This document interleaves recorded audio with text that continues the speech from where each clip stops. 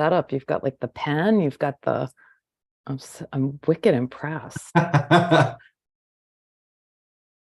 God, we're live. I believe so. Hang on, wait. And there we are. Now we are on. We're live. Oh my God, I've never been live on YouTube before.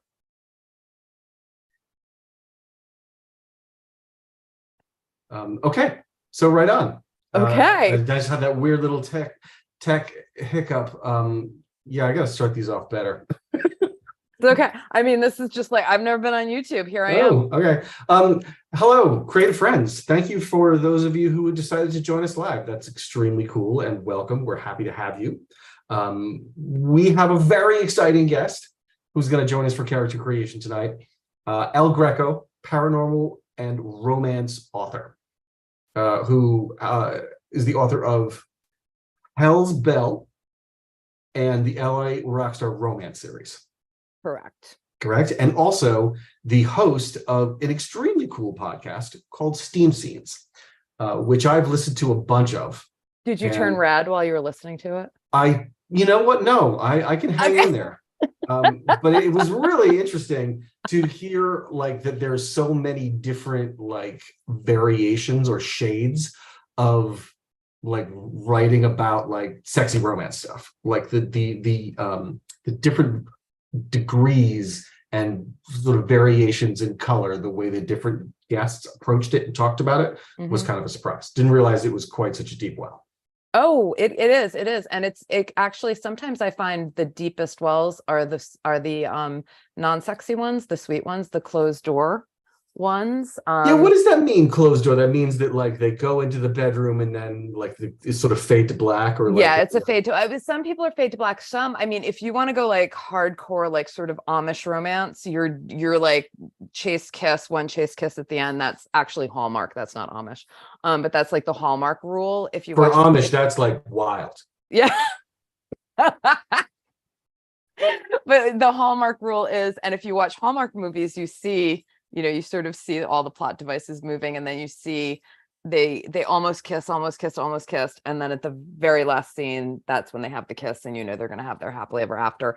So those are pretty clean. That's like a super clean, and people don't like that terminology, but for lack of the better word, okay, that's a clean romance. And then you can just go all the way to like any kink you like. Right. And there was I didn't really get far enough into some of those episodes. I listened to the woman who does a lot of Christmas. Oh, Samantha Chase. That was really interesting. I love Samantha. Yes. And I listened to the woman who was a first responder. She was like a 911 dispatcher. Yes, and I can't remember who that was. I can't remember who had that 911 background, but that was super interesting. Yeah, and is it Ashlyn? That I don't know. I just know that. Yeah, I can't remember the episodes that I listened to. And somebody else that the Christmas woman was one that like churned books out super fast. There are a lot of writers that can churn those books out super fast. I am not one of them. No, for real. I can't imagine. I cannot imagine that. So we talked a little bit beforehand about, before we get into character creation and whatnot, I wanted to know, like, what are you excited about right now? That's a good question. I kind of don't know. Don't oversell it. Yeah, no. I'm absolutely hoping that this gets some creative stuff going on in my head. So my LA Rockstar series is on pause at the moment, simply because I started a new day job, as writers are wont to do. And it's been a real adjustment, sort of like moving from a 20-year freelance life to now actually having to commute to an office and do this new thing. So that's kind of been exhausting, and it's really exhausted me creatively. So I've been, I've taken the summer where I kind of like put the podcast on hold. Coming back with a new season. Yes, when is that? That will be, I'm not exactly sure, but that will be coming back in September. So, because I hate it when I discover a new podcast just in time for it to go away. it's not going away, and you have 80 episodes to catch up with. Okay, So, wow. yeah. You have 80 episodes. So, so that'll be coming back for a new. I'm breaking it down into seasons now. Long story, but and I'm trying to sort of figure out how to fit writing into my life at the moment, because I don't want to stop. But so, LA Rockstar, I have at least one more book that I need to do in there. I have started and stopped it a bunch of times. I'm not happy with where it's going. And the story that I wrote, the prequel, is the short in the Reckless Deck anthology. I want to get started on that one too. That one is actually partially written. I have to make some changes to it. But I have that one sort of partially. I'm probably like maybe a quarter of the way into that. But it's going to need some significant edits because I started that a long time ago. So that's kind of like an urban fantasy or paranormal romance. I'm still kind of on the fence about what I really want that to be. That is also in the hopper, and I actually have an idea for a thriller. But I mean, I'm in so many genres right now, between the urban fantasy, which I haven't touched in a while, and the romance, that I'm a little bit like, oh shit, I don't know. I don't know if I should introduce a new genre. One thing that I feel like I just talked about I do these on Instagram. I do these like weekly posts of like, here's a creative hack, call them creative hacks. And it's like, here's a tip so that you can sort of like ninja your way out or around a little creative pitfall or I love this. And so one of the last one that I just did actually was that creative choices should hurt. And what I mean by that is, the larger a creative choice that you make, or the bolder of a choice that you make, the more the other possibilities just kind of go sailing on by. So with every creative choice that you do make, there's 100 other choices that you are saying not today to. And the reason why I bring that up is because I find a great way to manage that, because your piece cannot be everything all at once. You can't have like it be this moody, emotional romance, torrid love affair, and like rip-roaring comedy at the same time. It's kind of like, but you can. But you can. But what I mean is, it's like it ends up being like, for dinner tonight, I'm going to have like pizza, sushi, Indian food in like one big glom, like that. That's like very choiceless. And so what I mean is, you have to, like, you can't have a scene be like super high tempo and like slow and quiet at the same time. You have to make decisions, and one way I can manage that is to have a couple of things going at once, so that the one thing doesn't have to be everything all at once all the time for me. I see. So how many projects can you how many balls in the air can you sort of work with, right? 3 is good for me. Okay. Like if I have a digital painting, a traditional painting, like using actual paint, and maybe some kind of a story idea or something like that. Right. Like that feels good to me, and I try to just keep that gerbil wheel going. Okay. All right. Clark's a very talented artist. Who's gonna do a book cover for you someday when you someday. When it's the right one. When it's the right one. Yes, you will. Yes, you will. So the other thing before we start in on a character. And that's the thing I wanted to ask you too, is like the difference between the LA Rockstar Romance and the Hell's Bell. Like, do you ever find that you say you're in a lot of genres at the same time? Do you ever find like, you're writing LA Rockstar, and I'm assuming that that's straight grounded reality, like glitzy romance. Do you ever find yourself like, God, this would be a great place for a werewolf? No, sometimes. I mean, sometimes, yeah, sure. I miss my paranormal for sure. And, I know that there are some writers out there that are sort of like, blending that sort of rock star and paranormal. Like, I think an easy one is the rock star vampire, right? Like, because didn't Anne Rice write Lestat as this sort of rock star? Yeah, that's right. Yeah. Yeah, but I kind of don't really want to mix the genres. I mean, in that way, that just doesn't really interest me, because I think that rock stars are rock stars and they don't need to be vampires, you know. Um, I think what the similar threads for me in both books, and I always love to say that my characters are either fighting or fucking, which which is kind of like, honestly, like, you actually, as a writer, you're drawing on the same emotions when you're writing fight scenes as when you're writing sex scenes. There's a lot of choreography involved in both. You have to sort of figure out how many, some is this person an octopus? Did I give them too many hands? What does that look like? What does it feel like? What's the movement? And then also, what are the feelings that you're going through? Because when you're fighting, you're angry, you have feelings about this. You have a lot of feelings going on at once. Shit hurts. That, cracked my knuckle. It split open my arm. Oh, that knife just, sliced into me. Whatever it is, you're having these visceral reactions and this sort of like emotional cascade happening when you're fighting. And it's the same thing in a sex scene, where you're having all of these sensations sort of washing over you at once. And how do you describe that?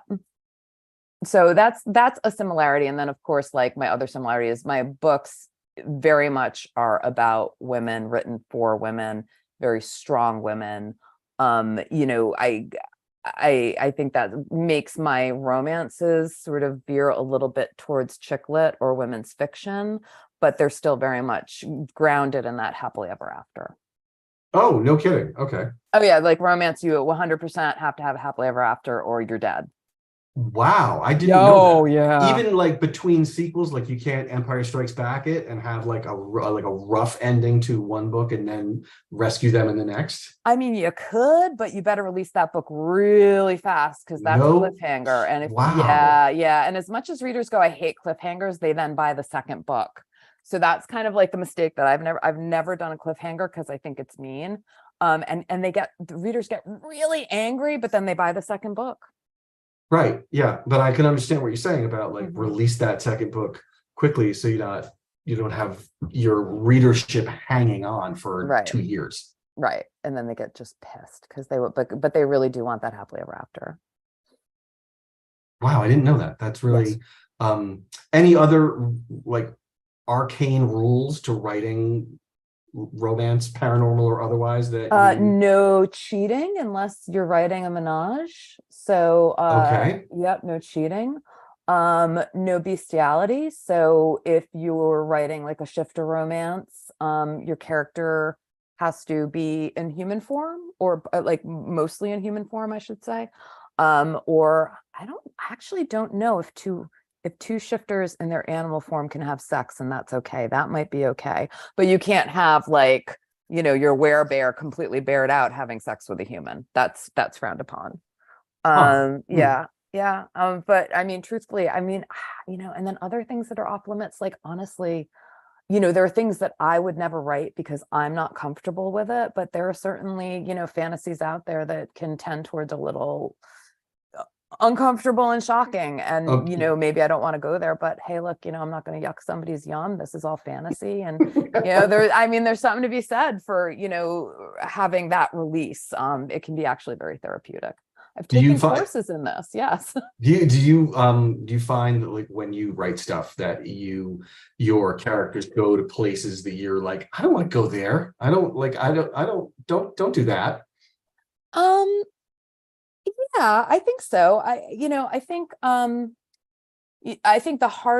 hardest book to write was the last one before the novella in the Rockstar series, and it was very much based and rooted in that sort of like U2 movement. When I was writing it, it was like Harvey Weinstein was getting called out, and I was spending a lot of time with Ronan Farrow and all of his reporting, and Keisha was taking Dr. Luke to court, and then having her moment a few years later. And that one, so that was really rooted in this sort of Me Too story.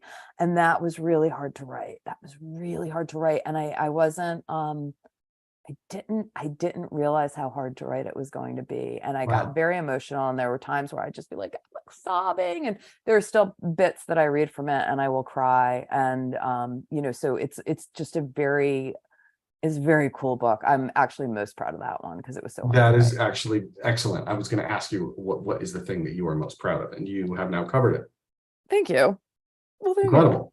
So I feel like in terms, for those of you who didn't see last week and don't know what we're here to do other than to chat and have a good time, we are here to actually use the Reckless Deck PSYCHE card deck series that I created for character creation. And this one, unlike original Reckless Deck, which is really about making your characters look and focuses on visual call outs and visual tropes, PSYCHE is really about your character's mind.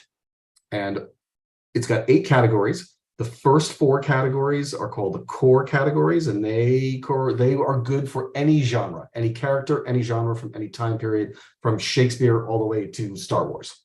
And then the remaining 4 categories are very genre specific. And that's why there are different sets for different genres so that you can kind of like mix and match and plug in and out depending on what kind of genre you're working in. And Elle has decided that she wants, obviously, an urban fantasy character. Yeah, and I want some, like, if there isn't actual sex on this whiteboard, by the time we're done, I'm going to feel like disappointed. You're going to feel like you failed. Yes, totally. Okay. So, and if there have to be diagrams, I'm ready. Okay, good. I'll take that bullet. I love the fact that you're coming into this feeling a little creatively like roughed up, or a little creatively what's a good word for it? Disconnected, maybe? Yeah, I think disconnected is a really good word for it. Because I feel like I'm so all about that when it comes to Reckless Deck and addressing that problem and really not feeling like we need to be shy about it. It happens to all of us as creatives. And one of the things I find is it could feel so personal when it's you. You're like, why am I the only one? Everyone else can like write and draw and act, and like everyone else is just like skating away on the river of creativity, and I'm just stuck here. And it can be really like soul crushing. Yeah, I feel really broken right now. Oh wow. Okay. Like I'm just like, let's get excited about what we are about to maybe come up with. Okay. All right, you ready? I'm ready. I'm going to change my view, and you're going to make sure and tell me that you can still hear me. Can you still hear me? I can still hear you. All right, great. So last week I started with occupation, and it worked out well. And I'm probably in the future will change that game up, but for now we're gonna keep going with that. I tried to do 4 cards. This one was hard. Making these selections was really tough for me, like I said before we started. So you get 5 occupations to choose from. Oh. First one is emergency medical technician, or professional matchmaker. Oh, that one might be fun. Or B-movie, horror, or TV, or internet personality. Oh, shit. Or a high-end escort. Nah. Okay. And your last one is grad student. Ooh. Talk us through it. What are you thinking? Okay, so I'm just like EMT. No, I don't know enough about that. All right, EMT is off the board. Yeah, EMT is off the board. I will fuck that up, and then somebody will be like, "That's not really what happens." So let's see. I could go. I don't want high-end escort just because I just don't. Sure. So grad student, professional matchmaker, B-movie, horror, TV, internet personality. Well, shit. And what does that B-movie internet personality or horror movie personality mean to you? Like, what does that conjure up for you? Well, that conjures up to, that is my world. I can totally write that. So like, you've known me since we were kids. Yeah, I mean, fun fact, I love that you posted this on the internet because I completely forgot. I was your 10th grade prom date. You totally were. We still have that picture at my parents' house. That's how far we go back, and we knew each other before 10th grade. And it was your prom or my prom? I think it was mine. It must have been yours. I don't even remember going. Did we go? Yeah, did we we just get went. drunk? No, I think that was like the pre get drunk days. Oh God. Okay. So B movie. See, okay, so I spent a long time in the entertainment industry, which is part of the reason why LA Rockstar sort of worked for me, and sort of doing Rockstar worked for me as a genre, because it's a I understand it. And it's a world that I've lived in, and I do like to have that background, which is why, like, I was like, EMT, you're out. Like, no, I just don't, I don't know enough about it. So I'm kind of now leaning towards that. Although I think professional matchmaker, you could have so much fun with that. Okay. Like, imagine matching like demons, like like you could be like, Oh my a God, matchmaker, that's crazy. All like a right. demonic matchmaker. Wow. I don't know where you go from there, but you could be a demonic matchmaker. Okay. And then grad student is just you're researching demons and you conjure something, which I guess feels a little trite, right? That feels done. That feels done. I'm such a fan of, like, if it feels trite and if it feels overdone, it's probably because it's resonating with an audience. Like, there's a lot of people That's thinking true. on that that are on that train mentally at the same time, and you can always do something that is very just from your own self, that Right. is new and fresh and different. So I Well, tend to yeah, and I not think, shy away from, oh, that's been done. and I will say this, I think that Hollywood likes those set in a school books, right? Like, Yeah, they that's do true, like because you those. could just like move through the years of Yeah. school. Yeah, they like Vampire Academy, Harry Potter, like all of those, like Hollywood really digs those set in a school. So yeah, I'm super torn, but like a demonic matchmaker. No idea where you go from there though. And what was the other choice was The oh, B grad movie horror student. So personality, grad grad student, B student. movie. So if you were the B movie, right? Like the B movie. Well, maybe I'm putting the plot before the horse here, and let's Yeah, get it to the could be. Yeah, character. we've got a bunch And of let's other. get to the character. Okay. Um, Do you want to let this? We can we let this simmer? Yeah. Yes. Yay. All right. So next, we're going to do motivation. Okay. This is sort of like their North Star of what they want and what they're after in the story, and all of their choices, consciously or unconsciously, or sort of lean or orient towards this one thing. Okay.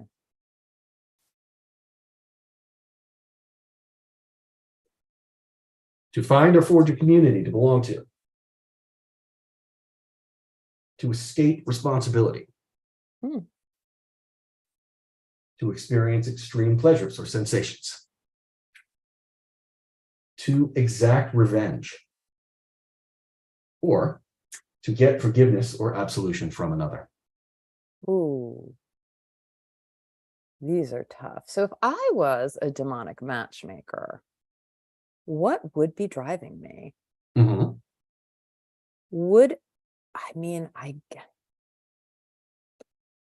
I almost feel like it almost feels like there could be a combination, right? Like, if you're the demonic matchmaker, you are matchmaking to escape responsibility of making your own match. Yeah. Do you know what I mean? Like, Yeah. so like you're just matchmaking everybody else because you're kind of like alone in you feel safer when you're alone in your world, right? Yes. But you're also matchmaking I guess to forge a community, maybe. It's sort of this, what you just said. It's like Yeah. you're making all these little mini communities for others while not really tending your own garden. Right, exactly. And there is like some sort of satisfaction, or like our character gets something from making these matches and seeing these matches take place, but not doing the self-care, or really isn't willing to like put the lens on herself, I'm assuming, we're working with a. I think it's going to be herself. Yeah. Okay. Yeah. All right. Yeah, I think it's going to be herself. So And there could even be a revenge part of it, right? Like, okay, so let's say the demonic matchmaker had like a super broken heart, and she's all like, she's like making these matches, and this is a way, I don't know, maybe it is her way, maybe she's working her way up to like, yeah, I am okay, we're matchmaking to exact revenge. I found her. Okay. Wow. All right. Yeah. Yep. She's matchmaking to exact revenge. All right. I got to remind myself, this is an urban fantasy, not a romance. Well, we'll get there. Right now, this, you've already sort of found this like demonic matchmaker angle. Yes. But right now, like we're dealing with mostly like I said, the core cards, which apply to any kind of character.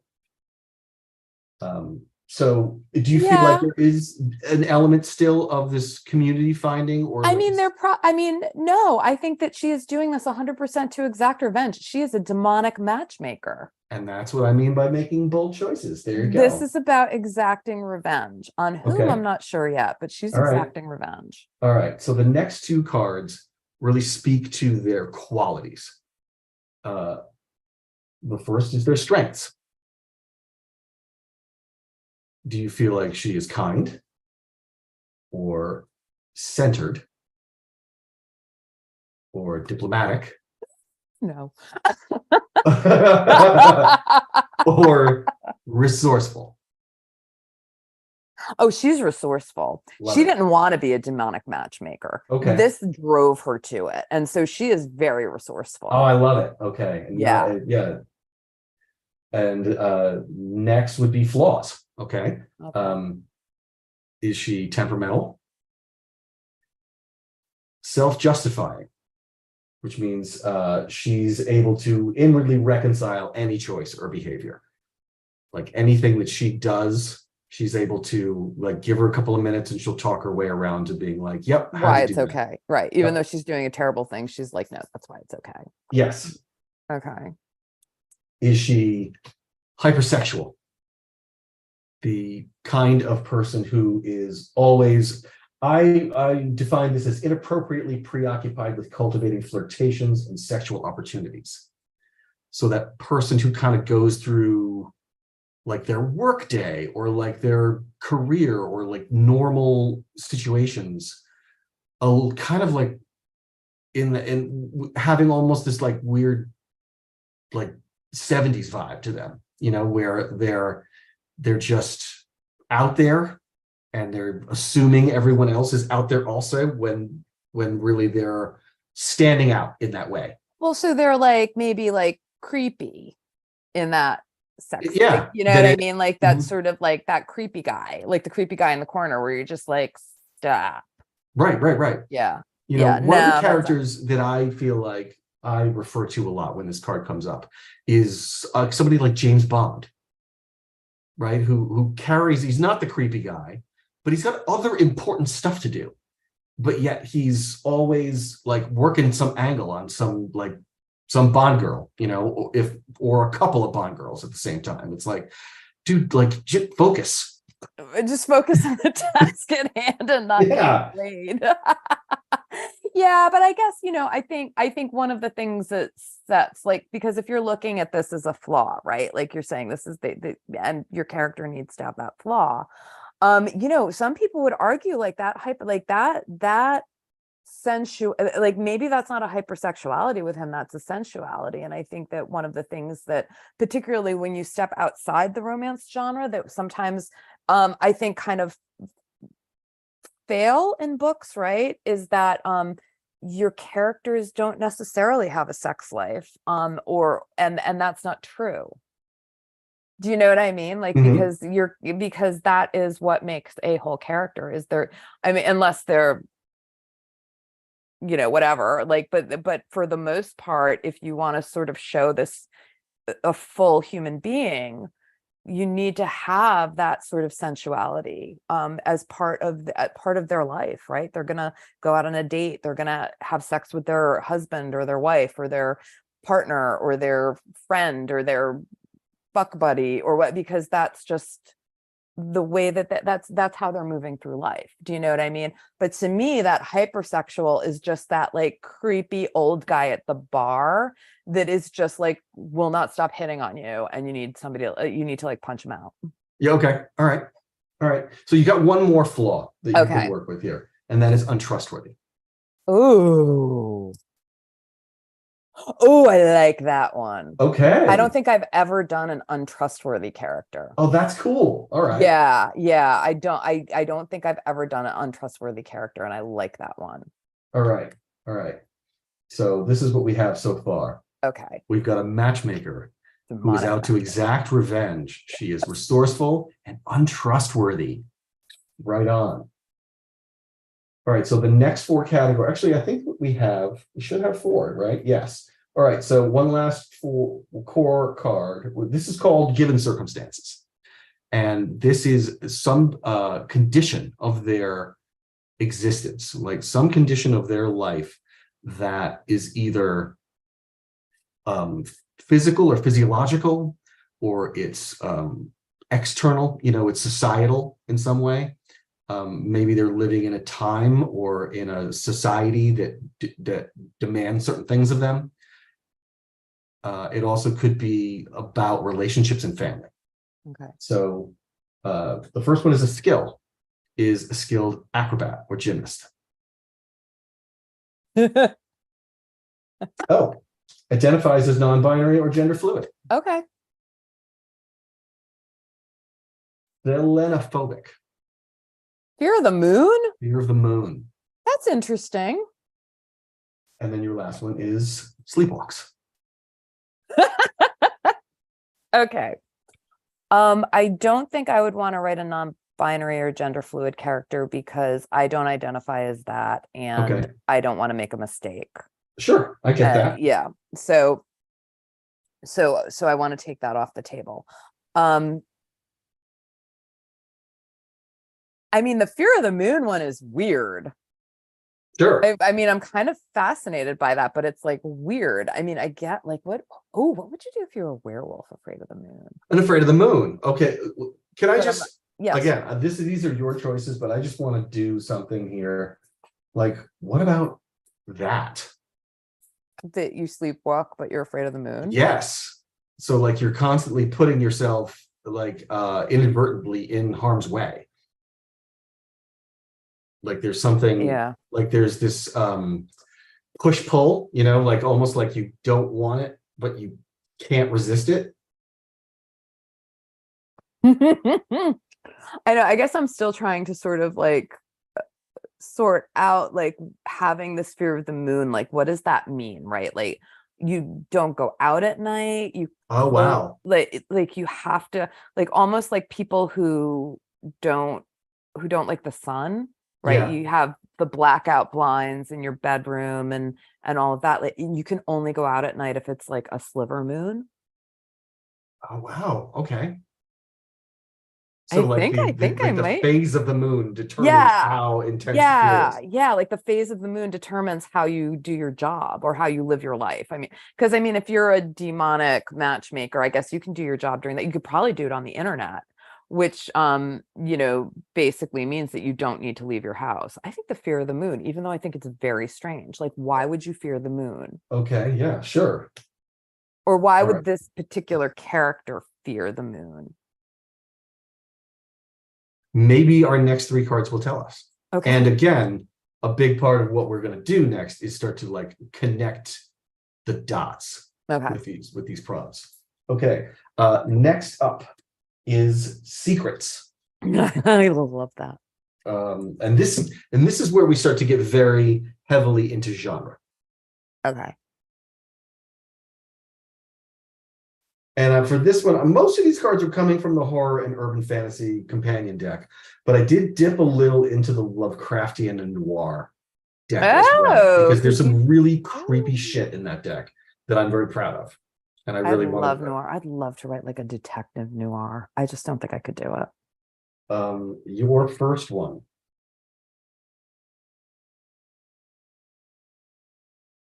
Once hid something precious inside of a doll. Oh, I love that.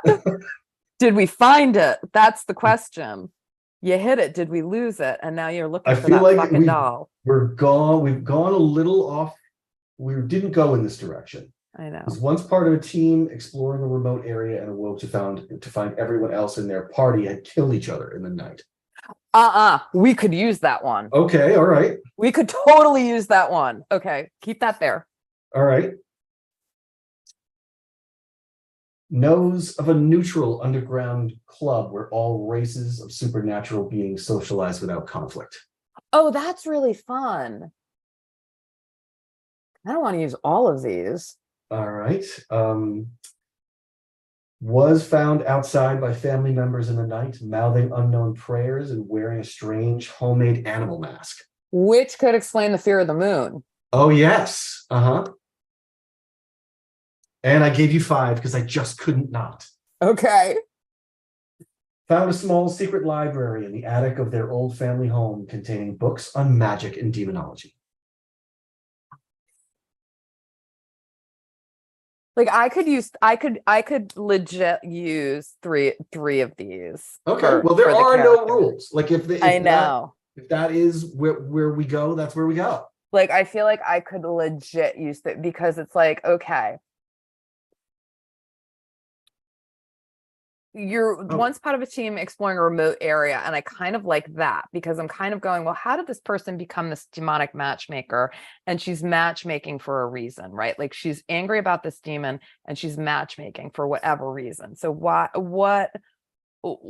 what drove her to that? And it kind of makes sense that, let's say, she, especially because this is an urban fantasy, I need her to be some sort of a fighter, even if it's a reluctant fighter, right? Yes. So so it kind of would be cool if she was part of a team and that team got murdered in the middle of the night and it was this demon, and this is how she's going to get him. This is how she's going to pull him up from the darkness. Wow. Yeah. So like that's kind of where I'm like, oh, okay, that's how that could work.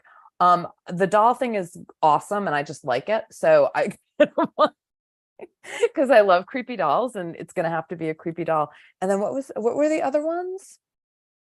There was another. So sorry, I switched over. Yeah, you switched me over. I was so into what you were saying that I forgot to write stuff down.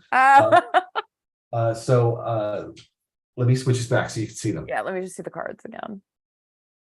This is like playing poker. It's one part poker, it's one part tarot card reading. Yes, it's like a tarot card reading. Yeah. So I just love the idea of the neutral underground club where all races of supernatural beings can socialize without conflict. Because I feel like, number one, that would be really important for her job. Yeah, totally. Her job, right. Her fake job. But I also think that like it would be a great kind of like pause in the action to go to this club and gather information, right? I mean, one of my very first editor on the Hell's Bells series, she was probably the best editor I ever had. And when she first read the first book, she was like, I love this, but the pacing is relentless. And she made me go watch Alias, the TV show. Okay. And she said, so now like when you're rewriting it, think like watch how they've paced that because they do it perfectly, and go do that in this book. And I was like, oh, okay. So have you seen Extraction 2? That Chris No, I haven't Netflix yet. thing? It's definitely been like on my radar for sure. Okay, that is when I watched it this weekend, and I kept saying, I was like, oh, this is relentless, like it's exhausting. And I was like, that's what my first book was like to read before my editor told me, yeah, you got to fix that. It's just like, I think, I swear to God, there was like an action gunfight stabby scene that probably was like 20 minutes long. Like I was like, is this ever gonna end? And I like the fight scenes. It was just like too fucking long, you know? And so that's where I was kind of like, oh, okay, yeah, that's too much. So that's why I kind of love the idea of going to this underground club to pull us away from all the actiony stuff and kind of be in this normal, but even though it's not normal, world where you can just slow it down. Like it's a good excuse to go there and slow it down and collect information, gather information. Got it. And I just like the idea of like it being this club, because then you can actually maybe build on that in terms of like a series story. Like, so if you want to make this a series, like what is the commonality, that you can pull together with this. Well, maybe it's going to be this club, like maybe it's this club where all these supernatural beings actually socialize, and then you can break off and you can have, the shifter book, the demon book, the Oh, that's crazy. Wow. witch book, the vampire book, because you're sort of based in this club. Like that's kind of like the touchstone for the series. I love that And you're maybe like, our matchmaker owns the club. okay. Yes. All right. Oh my God. You're definitely ideating ahead of the horse here, Oh, I'm sorry. which I love. I love that you're not just ideating, but you're also like planning a franchise. You're like, you've got your like, This is how you got to do it. year and a half of writing already planned out. And I just love like old attics, and you find things on demonology and magic, and that's how you sort of started. But for this, I think we pull two, and we do the team, or actually outside by family members in the night, mouthing unknown prayers and wearing a strange woman was found. No, okay, I don't know. I think that I would need to twist that. I think we go with once part of a team remote area, but I would also like to go with that underground club, because I want to keep that as a sort of that sort of grounding piece, and then and it gives it potential to sort of spin out of there. And what kind of team do you think that was about? I don't know. So we've got a fake matchmaker who is trading in demons. I actually think that our matchmaker is human. Uh-huh. I don't think the matchmaker is necessarily some sort of magic, but they're teaching themselves to be, or maybe at this moment they got some sort of, I think they're kind of like an exorcist Okay. sort of person. I don't know that they're magic. I think they might be human, but they just have this sort of like special ability that has Okay. something to do with demons, and maybe exorcising demons or fighting demons, or they have to learn how to fight demons. Yeah. Do you think that there's a need to learn to fight them because of what happened with the remote area and the team and the killing each other? Yeah. But I think like whatever job we had before was something that would have set them up to be in this place now. And obviously was part of a team. Was that a cop? Like, were they a cop? Were they military? Were they, you know what I mean? Like what was this? But now we're moving into territory where I've never done those things. Could be science also, like science. Oh, it could be science. Like people go out into like the woods, they go into caves, they go underwater, they go it could all kinds of places to study shit. It could be sciencey, although I feel like she might have been more like, I feel like maybe it was a team of scientists that were trying to kind of debunk something, right? Okay. Like debunk a myth. And she's very cynical and skeptical. And she's been cynical and skeptical because science. But because science, full stop. Yeah, full stop. But she's not sciencey because again, I'm not sciencey. And so I feel like I would fuck it up if I tried to be. Okay. So, but we've got to kind of move. I kind of like moving in that kind. Now we're like maybe grad student territory, but I kind of like the idea of moving in that kind of direction, but I'm not sure where she is yet, but also, okay. All right. So next category is called formative events. So this is something that happened to her in her past that had a very outsized impression on who she has become in the present. You with me? I am. I'm ready. One of her parents was murdered by the other. Oh, I like that one. Was exiled from their supernatural race or community. Okay. A sexually charged game of truth or dare in college resulted in unwittingly inviting a succubus or incubus into our world. Oh, that's funny. That's funny. That would be a great romance. Oh, wow. Right on. Cool. That would be a really great, that would be a really, really great romance, but we're not writing a romance. Last one, spied on a witch as she mounted her broom and flew into the air to enact her Halloween night rituals. God. I'm going with murdered parent. Oh, okay. I'm totally going with the murdered parent. And because I think that the team maybe wasn't necessarily a team like we're thinking of, but I think that it was, we're gonna bring in Catholicism. She was with a team. Maybe it was like a parent, and they thought the parent went crazy and murdered the other parent. And so, but the parent wasn't crazy. It was demonic possession. Oh, I see. Okay. Is sort of like the priests and the nuns who kind of like take her in because they know it's demonic possession, even though nobody else does. And they're trying to keep her protected. And then they all get killed. All right. We got to get through the last card. Okay. And then we can fully address the whiteboard. Okay. Okay. Last category is inciting incidents. This is the thing that has just happened. Okay. That sends our character into motion. Okay. First one, during a chance encounter with their childhood religious leader, they observe something is extremely wrong or off about them. That could work. Okay. Next, from the Lovecraft deck. Sees a couple dancing through an apartment window when suddenly one of them begins to rapidly wither and decay. That's awesome. Along with a group of friends, visits a famous tourist haunted graveyard on Halloween night. That's a really cool, like, horror movie scenario.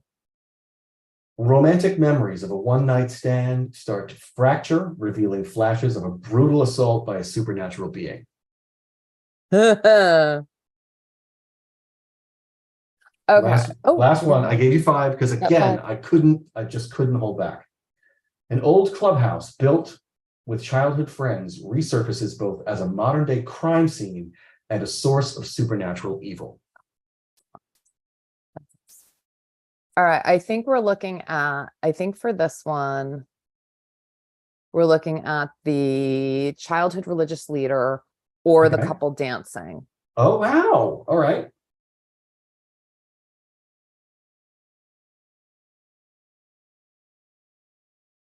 Because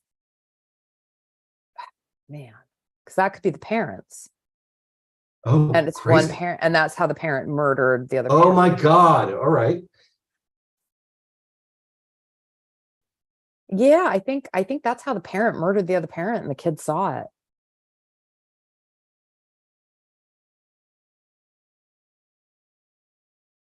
Yeah. Okay, now it's time for me to switch our view. Okay. So we can see what I have here.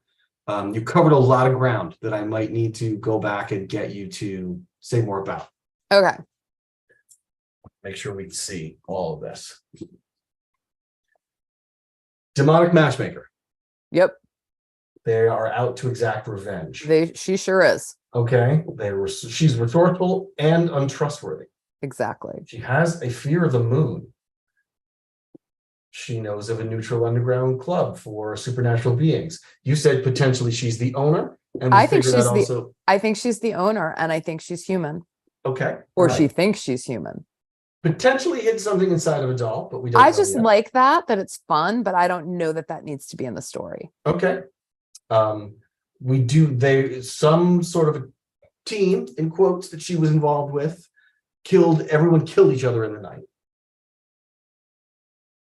We potentially have demonology books in the attic also. Yes. Sure. Yes. We talked potentially about this team being about science, but it's not for sure. I think it's going to be a religious team. I think it needs to be really? Yeah, I think it needs to be that sort of like she's traveling with the Catholics. As one does. As one does. She herself is not a nun, but she is sort of traveling with the Catholics. What do they call that? I mean, a pilgrimage, but it's not really a pilgrimage. That word for when you go door to door and you are you're evangelical, right? Oh, you're crusading, or you're I forgot. You go on missions. Yeah. Oh, okay. Yeah. Called Mormons are really into that. Mormons do it. Yeah. But they're not necessarily. Well, I guess they're missionary in that demonic traveler. Like they're the exorcists. This is where she's learning to be an exorcist, I think, from these people, because she watched her parents murder. Oh, I see. Okay. Yeah. So like she watched her parents, one parent murder the other by desiccating, right? Desiccating Yes. the other parent. So this really was the this was the murder, one parent murder the other, and the dancing have combined into being really more of like a formative event. Like Yes. one Voltron of a formative event. Right. And so she's been sort of like, she got scooped up by the priest, and she's traveling with this sort of, I guess they're like rogue Catholics, right? Because the Vatican doesn't like to sort of say, exercise. So they're kind of like these rogue demonologists who've broken from the Catholic Church so that they can go fight this demonic being or beings, right? So she's witnessed this demonic happening where one parent killed the other. The parent is labeled by the humans crazy and institutionalized, but everybody else knows the truth. But they're on the move because not only are they exercising, but they're kind of like, they have to keep moving because this demon is after them, because they're after him, right? So they need to they're kind of hiding while they're also exercising, if that makes sense. And then so they're like the A-team of exorcists. Kind of like the A-team of exorcists. Exactly. Okay. Mm-hmm. And nobody under the age of 45 is going to get that. That's not true. They had the movie with what's his name, with Bradley Cooper. They had the A-team movie. They did have the movie. I forgot about that. Which is a good movie, very funny, fun movie. I didn't watch it. Give me Mr. T. Mr. T. I'll try to get him on as a guest for you. Yes, perfect. I'm gonna go straight from you to Mr. T. So it's demonic, and then the demon finds them, kills them all. She survives, and that's that kind of inciting incidents where she's like, "Fuck this guy.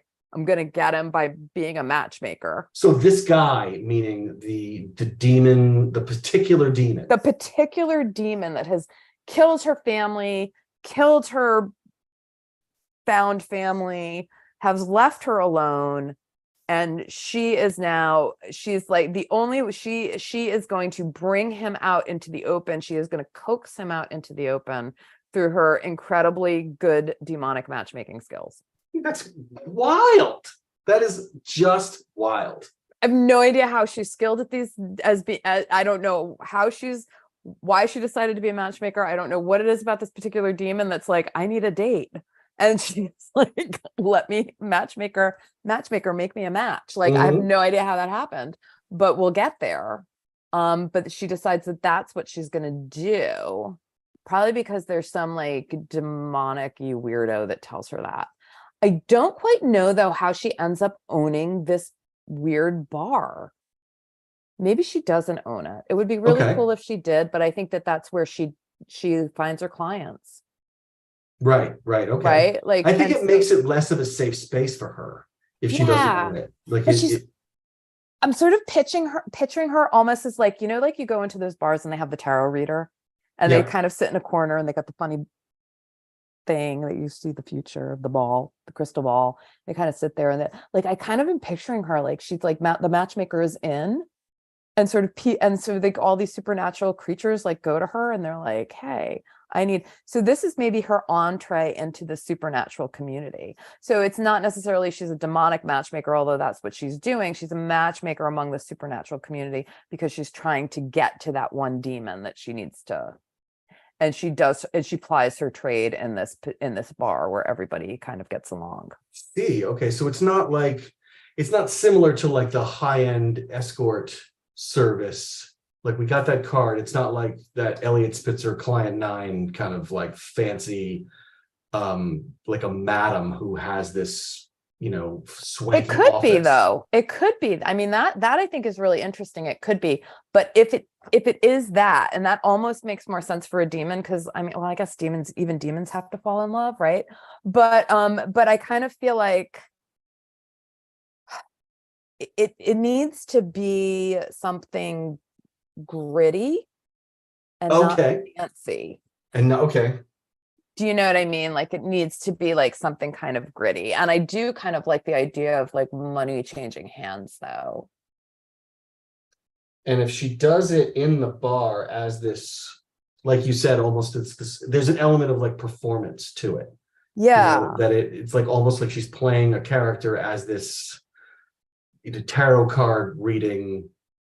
It almost becomes like a mask. Yeah, or it could almost be like a circus, like a circus sideshow, right? Where she's kind of introducing all of these perspective matches in this back room, and she's sort of like, and behind this curtain, and the curtain falls, and behind this curtain, she's the curtain running falls. like the demon dating game. Kind of, Oh, yeah. that's crazy. Yeah, and then it becomes like a show. It becomes a show. It's like a show. So it becomes like a show.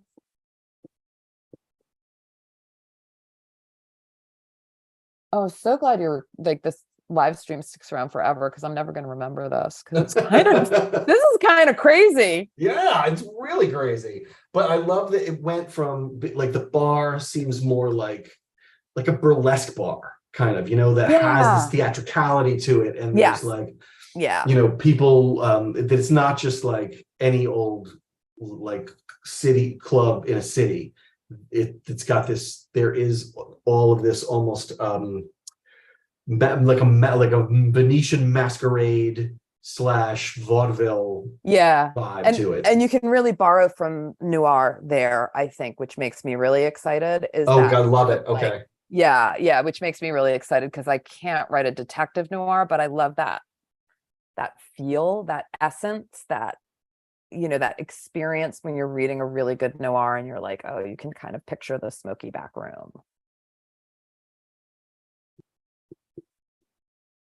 This is whacked.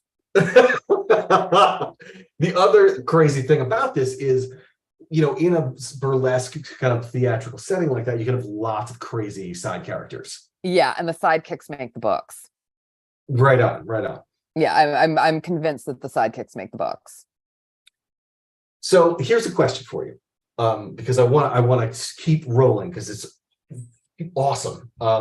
What is it about her or about her family? Like, what is this? Like, why does this demon have like such a like why is he so zoned in on her?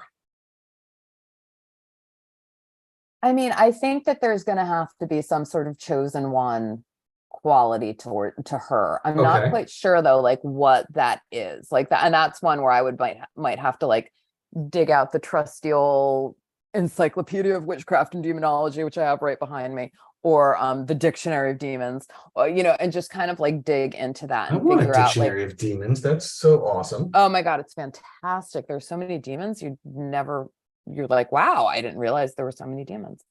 So it's kind of fun, because you can just pick your demons. When you're writing, you're like, oh, I'm going to use this demon today. So I think that there's going to have to be some sort of, because why is this particular like, does she just have bad luck? What about the doll? What about the doll? What if it was really about the mom or about the parents, or something that they had that she now has, that the demon is after, that she's now hidden it in the doll? It's like a talisman of some sort. Some sort of MacGuffin, some sort of like object, object of arcane power, something. But she can't know what it is. I think it's one of those things where she doesn't like know what it is, because if it is some sort of like piece of arcane power, that is actually the piece that's going to destroy this demon, because why would he want it? Mm-hmm. I like the idea that maybe she just did it because it was special to her mother, or whichever parent ended up dying, that she did. It was more of like a little girl act of like a little secret act of like a love, you know? Yeah, like this was passed down in the family, right? Like this was your great grandmother's doll, and this has so much meaning to our family. And now you're a big enough girl where I can give it to you, and you can play with it, but just don't say, Bloody Mary 3 times at it. That's the only rule. I think it's interesting that this could possibly that it is something that doesn't appear. It's more of like a mother-daughter bonding moment, or some sort of like little intimate secret, Right. that doesn't become important until way later. Yeah, it doesn't become important until it becomes important, and then you realize like that's what he's after. That's the thing. And so she's like, imagine like watching her parent get killed, or watching one parent kill the other, being told that that parent was a murderer and crazy and put in the institutionalized, and then being swept up by this carnival of priests and taken away on this like weird vagabond journey.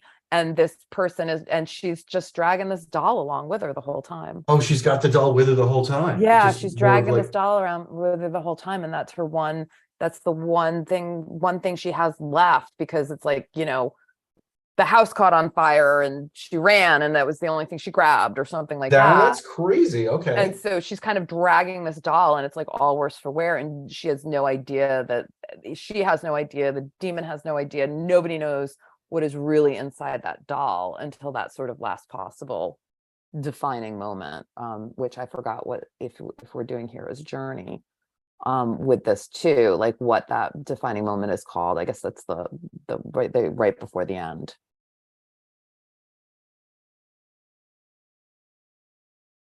So yeah, I think we could have a doll.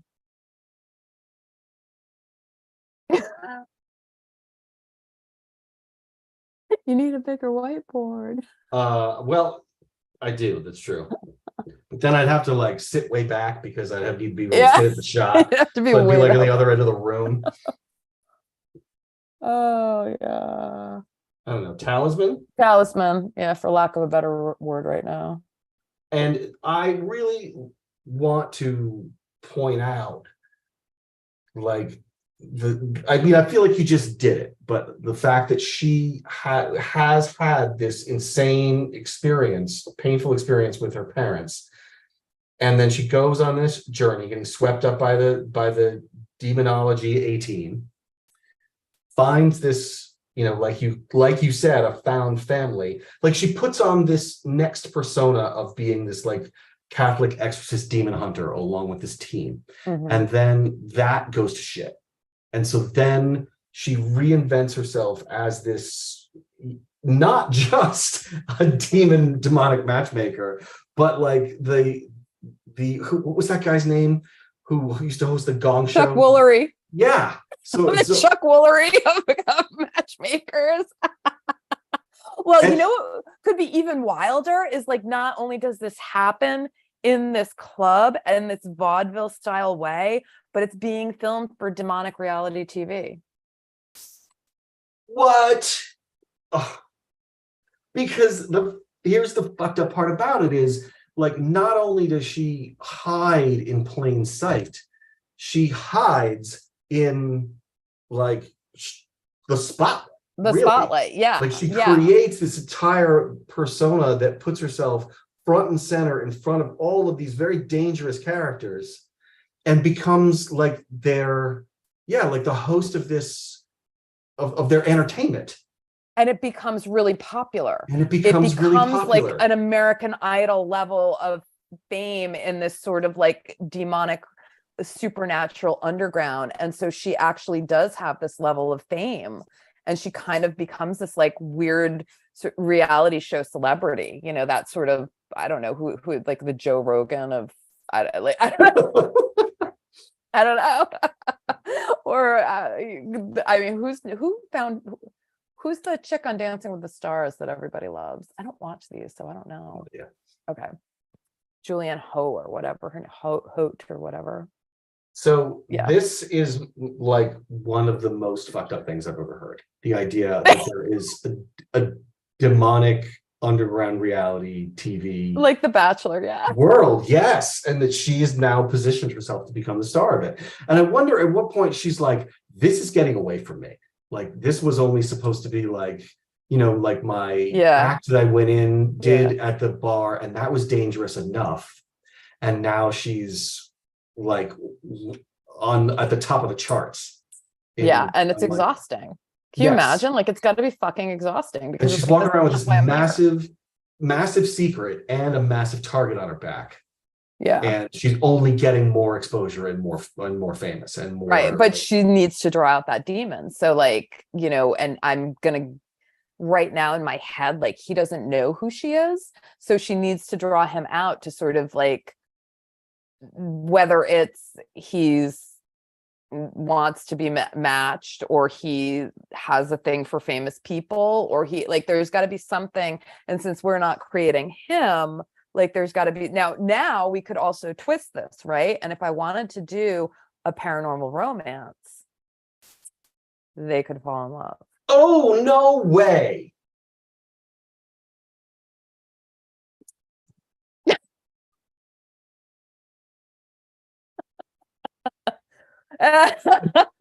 So he's going to have a lot of work to do, you know, for forgiveness here. But oh my God. If we did want to do a PNR on this, we could actually make him the love interest.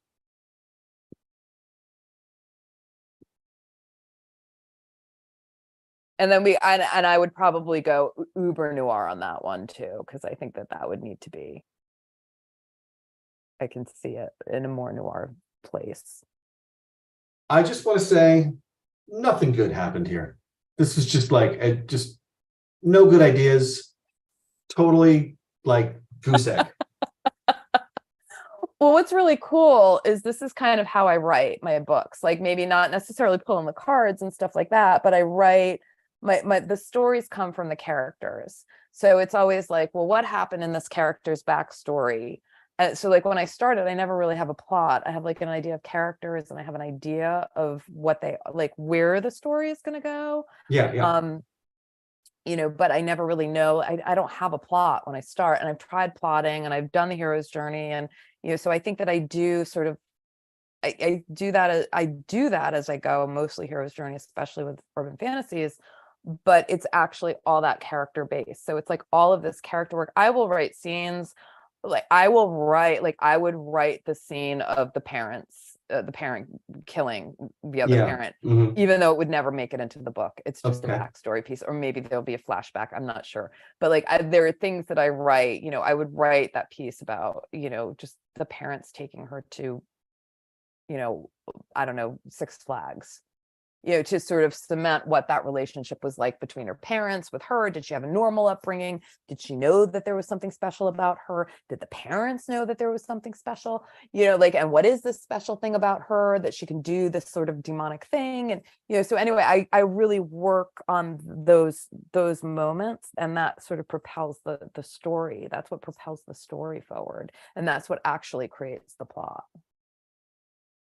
Yeah, I love it. I love it because, you know, I feel like what she wants, she's got very, very clear motivation, right? Very clear, very compelling.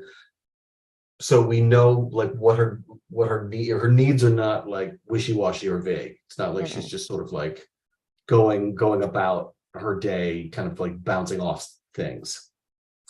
So we've got a really great, very clear motivation. We've got an extremely cool and very compelling antagonist in this demon. And this whole like demon becomes the love interest thing is bonkers. It is bonkers. I kind of love it. Because he becomes obsessed with her. Because she's a star. And as I feel happens so often with these cards, I created the system to create character, but there's so much information about relationships and the past and places and things, and that we end up with the armature kind of or like the main stepping stones. You know, Right. obviously we got to go write the book, Right. but we kind of know the hot spots. Yeah. Yeah. Yeah. And like, yeah, I think that I mean, I think that this is kind of, there would be places I need to figure out, do they really fall in love? Is that what I want? Or do I want this to be more of a kick-ass, but then who are they battling if they do? Well, I guess they don't, they're battling each other, their love for each other.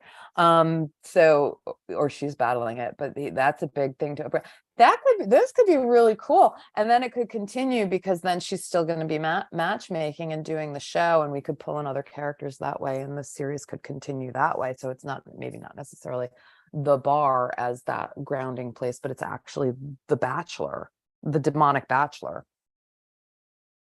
It's crazy.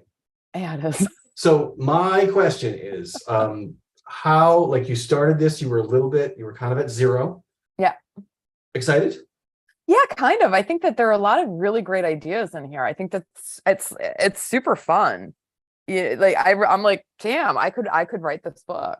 Okay, well, yeah, I could write this book. Say the Don't thing. hold me to it right now, but I could write this book. So you gotta say the thing. Totally TM. You gotta say TM. You gotta say TM. Yeah, like I'm actually like really intrigued by this, particularly because, like I said, my head keeps going into that noir world that I've always wanted to write, and I've always been like, but you can't write detective books. But now I'm like, does it need to be detective, or can I do this? I think you totally can do this. And I think the bar is the key. Because she's undercover. Yeah, it's not like she is like a detective in the sort of like, you go to their office and you hire them to do a job, but she is still like on a case and undercover all the same. Right. And I just need to then build out this demon, and how do I make all of these terrible things that he's done, and how do we get to that point of forgiveness and falling in love? Okay. And he could have, she may only know part of the story. Right. What looks to her like all these terrible things that were done arbitrarily to ruin her life. It could be just like she's only seen one little bit of the Venn diagram of what was going on with him and why he was doing what he was doing. Right. I mean, let's face it, like, as humans, when we think about, angels and demons, right? I mean, we're always like, we're taught to be on the side of angels. We're taught demons are terrible and they need to be exorcised and we need to get rid of them. Nobody's asked the demon how they feel. Right. I mean, I've seen lots of like, what was that show? Vampire Diaries, right? Didn't the guy who used to be on Lost, what's his name? Yeah. And now he has a tequila brand with the guy that was also on Vampire Diaries. But good luck. I can't really remember got his nothing. name. But anyway, he started out as like pretty irredeemably terrible, right? He was irredeemably terrible, and then they switched it. Yeah. I mean, they do it. If they can do it, it can be done. Easier to do it on TV. I found. Yeah, I think TV audiences are way more forgiving when you have this sort of irredeemably bad character, and they turn them, and the writers turn them, and then they become the sort of fan favorites. Because they did that a few times, like, because then the originals, how far did you get in the Vampire Diaries? I don't remember. I don't know how long it went on, but I think I got through the first 2 seasons. Okay, so when it goes on, you have like this new cast of baddies come in. Okay. And then they did a spin-off called The Originals, because they were supposed to be like the OG vampires, and they sent them down to New Orleans. And so Klaus was the OG bad guy, and like he was just a murderous, evil guy in the Vampire Diaries, and they sent him down to New Orleans, and he became this sort of like tragic kind of, the tragic vampire. Like, he took on that mantle of the tragic vampire and became the hero. And I feel like TV is more forgiving with that. I think readers don't buy that as easily. So it has to be like, that's the only part where I see like it being tricky, but it could totally work on TV, like 1,000%. Give me my deal.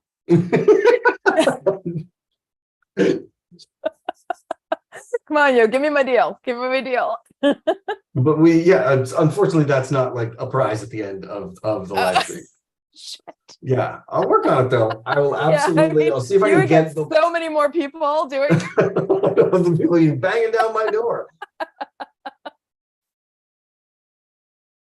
But I think that we got there. We got a super fleshed out, very, very compelling and extremely cool idea that I have never heard or seen before. Oh, okay. You know, this like demonology dating game, like vaudevillian, like dark noir vaudevillian game, like night of revelry game situation that blows up to be a reality TV sensation is bonkers. It's really, really crazy. Yeah, I think this would be a fun book to write. I'm so psyched. Yeah, this would be fun. You heard it Yay! here first, folks. Yay! Yeah, this might be the next one. I'm not sure yet, but this is a good one. Like I said, I'm glad that this archives. I'm gonna have to go back and watch it a few times. And I did this completely sober. Well, you can go now. You can go fix that now. But I guess I should say thank you so much for coming on. I like this fledgling little project of mine. Thank you. This was really great fun. I told you it was going to be fun. Yeah, I mean, highly recommend to all of my author friends. You should do they should do this. Are you looking for more? You need guests. Yeah. I'm going to be talking this up because I think that this is super fun. I think that this was really fun to sort of on the fly do this. I would go to a bar and do this. Like we should do this in Providence. Okay. We should do this live. I would love that. I probably have trouble staying awake long enough. We should find out where Stranger Stories does their thing, and we should just do this in a bar in Providence because this would be really fun. This would be really, really fun. Yeah. I'm really glad that you had fun and that you're going to go talk it up because that would be. I would love to pull in more of your like contacts and people. Yeah, I'm gonna talk this up. I think everybody should do this. It's wicked cool. Right on. Thank you. Thank you so much, and I will be doing this again next Tuesday night at 8. Awesome. And I will be posting about who the next guest will be. Cool. Elle, thank you. Oh, wait, before you go, where can people find you? ellegreco.rocks is the website. It loads really slow, so apologies in advance. Steam Scenes Pod is the podcast, and it's Grecolina Writes on Instagram. That's usually where you can find me mostly, although I haven't been posting as much lately because day job. But that's pretty much where you can find me when I am posting stuff. Perfect. Okay. Cool. And for anyone else listening, I should also mention Psyche, the card deck series, is available for pre-order right now. It should be out this fall, and you can get that at recklessdeck.com. And if you had fun with us, please like and subscribe. I've got to own that more. It's just I've never been in a position to have to say that, like and subscribe. Isn't it something like press the bell, or I don't even know what it is. Like I don't know. I don't spend a lot of time on YouTube, so I'll go with press the bell. Press the bell. Press the bell, people. My God. And tell your friends. And that's that. Thank you so much. Thank you. Talk to you soon. See ya.